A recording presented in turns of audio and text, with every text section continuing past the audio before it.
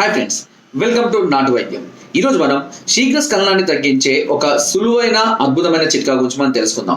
ఇంత ముందు కూడా నేను శీఘ్ర స్ఖలనానికి చాలా రకాలైనటువంటి చిట్కాలు చెప్పడం జరిగింది. బట్ ఇది కూడా చాలా అద్భుతంగా ఉపయోగపడుతుంది. మేము కూడా రెగ్యులర్గా ఈ చిట్కాను చాలా మందికి సజెస్ట్ చేశాను.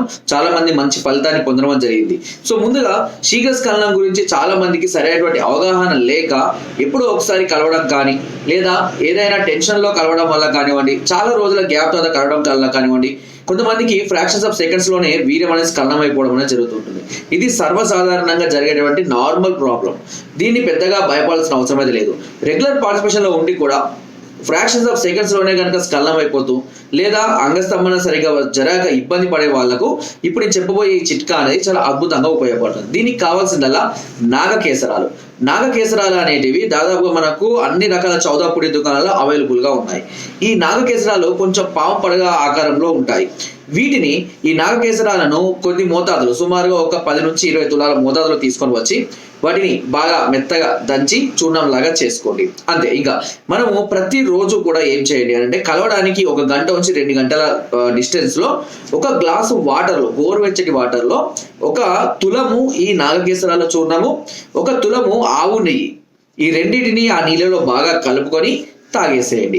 1 to 2 అవర్స్ తర్వాత కనుక పార్టిసిపేట్ చేస్తూ ఉంటే క్రమక్రమంగా టైమింగ్ అనేది పెరగడాన్ని మీరు ఈజీగా గమనించవచ్చు. సో దీనివల్ల ఎలాంటి సైడ్ ఎఫెక్ట్స్ కానివ్వండి, ఎలాంటి సమస్యలు కూడా వచ్చే అవకాశమే లేదు.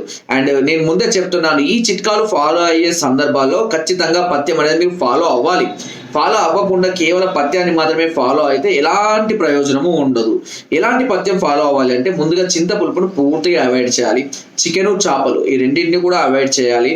డ్రింకింగ్, స్మోకింగ్, పొగాకు ఉత్పత్తులు, గుట్కాలు, పాన్ పరాగలు, శరీరానికి మత్తు కలిగించేది ఏది కూడా తీసుకోకూడదు. ఇంకా మిగతా మీరు అన్ని రకాల కూరగాయలు, ఆకుకూరలు, పప్పులు, డ్రై ఫ్రూట్స్ అన్నీ తీసుకోండి, ఏం కాదు. నాన్ వెజ్ లో మీకు ఇష్టమైతే బాయిల్డ్ ఎగ్స్ తినండి, మటన్ తినండి, ఏం కాదు. సో ఈ విధంగా మీరు డైట్ ఫాలో అవుతూ నేను చెప్పిన చిట్కాలు కనుక మీరు క్రమం తప్పకుండా ఫాలో అయినట్లయితే తప్పకుండా మీకు ఈ శీఘ్ర స్ఖలన సమస్య అనేది పూర్తిగా తగ్గిపోవడం అనేది జరుగుతుంది వితౌట్ ఎనీ సైడ్ ఎఫెక్ట్స్ తోటి. ఓకే.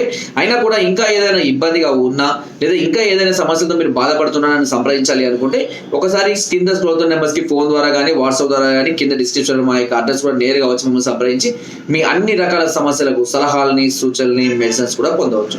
ఒకవేళ మీరు రాలే పరిస్థితుల్లో కొరియర్ ద్వారా కూడా మెడిసిన్ తెప్పించుకునే అవకాశం నాటు వైద్యం ఛానల్ మీకు మొదటి కూడా అందిస్తుంది. నా వీడియోస్ తప్పకుండా లైక్ చేయండి, షేర్ చేయండి అండ్ సబ్స్క్రైబ్ చేయడం మాత్రం అస్సలు మర్చిపోకండి. కింద డిస్క్రిప్షన్ మన గ్రూప్ లింక్ ఉంది, లింక్ ద్వారా జాయిన్ అవ్వండి. మరెన్నో అద్భుతమైన చిట్కాలు అందులో ఎప్పటికప్పుడు పంపిస్తూనే ఉంటాను. Thank you.